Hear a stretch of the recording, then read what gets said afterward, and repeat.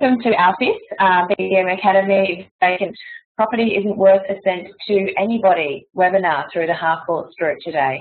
Part of the reason why I wanted to select this topic is, while I know and understand for most of you, January is our busiest month of the year, but there are going to be some tougher months that we're going to come up against, and sometimes it's not actually just the factor of the time of year. It can be based around the number of tenants and also what's happening within your local area and your marketplace. So this webinar today is designed to educate you individually on different ways that you can have a positive and proactive approach with our investors, especially at those times when we know that they're a little bit higher and well above the market situation at place. So, are you having a price discussion during the listing presentation? This is obviously very heavily targeted towards the business development managers out there listening today, is the fact that you really need to be educating them right from the very beginning when we first meet our landlords. And by not doing it, makes it really difficult when the property managers come on board, especially if they're the one that's providing the vacant property feedback and it's not yourself. So going in with the approach of, basically saying, look, I understand and appreciate 350 is what you want to achieve, for example, but as we've gone through today, 300 is probably more within the price range based on the current situation and what is happening in the marketplace. Let's try at your price. And then after a week, if we've had no inquiries, the first thing I'll be discussing with you is price. And I think that by saying that and taking that approach on board with your landlords, you will find that when you do have to discuss prices and there's not a brick wall that you're hitting, you will actually get a better response out of them. So how often do you provide feedback to your landlords? How often is it expected? I'm a big believer to provide as much feedback as you can. But if you're going to be providing feedback, I'd really consider doing at least twice a week, making sure it's on a Thursday or Friday to lead up to the weekend, and then definitely on a Monday morning, because your investors will be at home on the weekend, they'll relax, chill out, but when they go back into work the first thing Monday morning, the things that need to happen, the things that are on the back of their mind, the things that are concerning them, pop up when they come back into work because they've gone back into their normal work week. So you want to be able to make sure that you catch them before they call you first to find out what's going on and discuss what's happened over the weekend. In property management, a vacant property isn't worth a cent to the agent and isn't worth a cent to the investor. So this is why it's really important that we do take a very strong and proactive approach when it comes to discussing the price of their property. Don't rely on your memory. You need to set tasks. So make sure that you're accountable, and remember, this is a crucial phone call, and if not, you could potentially lose the business, and the business hasn't gained income. So when a new property comes on board to the agency, we haven't earned a cent until the property is leased. So this is high time that you need to be 100% focused on doing everything possible and providing all the information possible to the landlords so we can get the best result for them. Honesty always works. The worst thing you can do is make up stories to impress your landlord or update them on the issues that have been brought to their attention. If you haven't had any inspections on the property, do not lie about it, be honest about it and be open about it. Just say that we've had absolutely no one through. However, this is on the back end. These are the resources that we do have to show the number of clicks, past emails, and going through the data with them on that side of things. Be honest and discuss the reason why you've had lack of qualified leads coming into the office to look at their property.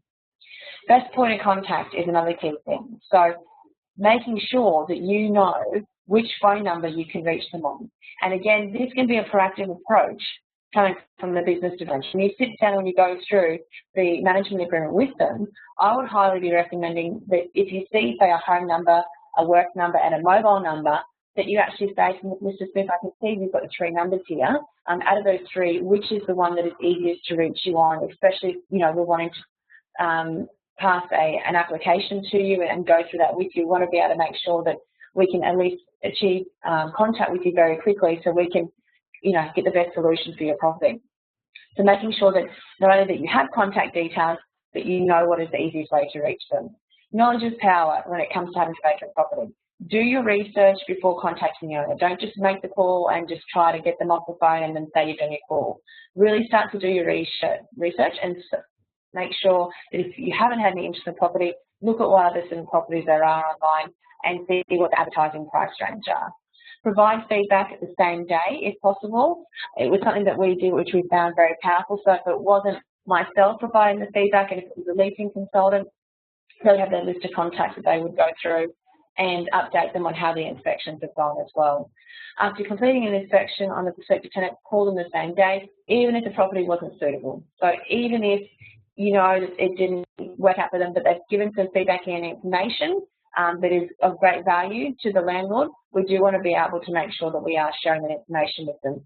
Sometimes it can come down to doing a smaller thing like installing ceiling fans, or maybe part of the fence isn't properly structured, and the landlord might say, well, look, I'm prepared to do those repairs and get it to the level that the tenant needs, if that is the case. If it is a price issue sometimes and they go to offer $10 less a week in a 12-month lease, that could be a very attractive offer to put forward to your landlord. So do make sure that you ask your prospective tenants questions when they come through the property, but also make sure that you pass that information on to your client as well. BDMs, even if you are purely lead generators, you should always still make sure that the property managers provide the new landlord with vacant property feedback. You have built that relationship with the landlord, and it is your responsibility to ensure that the handover from you to the new property manager is a smooth process. So for many of you, you'll be receiving incentives. So whether you're on a base wage and you receive your incentives on top of that, or if you're a commission-only BDM, it is so vital and so important that you still nurture that process, especially if you are passing it on to the property manager. Now, that doesn't mean that you have to physically make the calls. It means that you have to continue to follow up with team members and make sure that they're on track. It means you need to provide them with information that they can just go to, open and use, and read basically straight from when they're talking to your new landlord. I'd like to thank you all for attending the vacant property session today. I do hope that this webinar reignites you and reminds you the importance of how to handle the property when it is vacant, especially when that is one of the most dangerous times when you can potentially lose it even to another agency if you can't find a tenant within a suitable amount of time. Most of the time, the reason why property investors do get frustrated is because of lack of communication. So be the half horse agency that's going to over-communicate with them. See their expectations. They have no reason and no choice but to stay with you. I'd like to thank you for all your attendance and look forward to catching up with you again soon.